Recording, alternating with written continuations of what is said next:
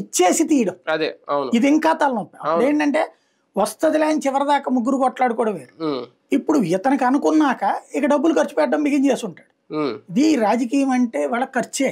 ఇవాళ ఒక రోజున మీటింగ్ పెడితే 1000 మంది అంటే 1000 ఇంటూ 1000 రూపాయలు సింపుల్ లెక్క. అక్కడ 10 లక్షలు అక్కడ ఖర్చు అయిపోతుంది ఒక రోజుకి.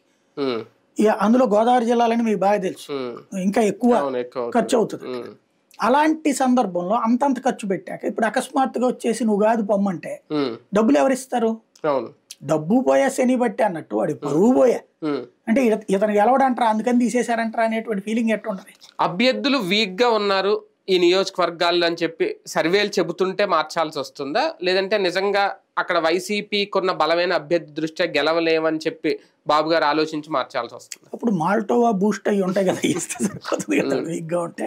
ఇప్పుడు బేసిక్ గా పార్టీ స్ట్రాంగ్ ఉంటే అభ్యర్థి వీక్ గురించి నీకెందుకు? అంటే ఆ అభ్యర్థిని ఎంపిక చేసిందే వీళ్ళు కదా.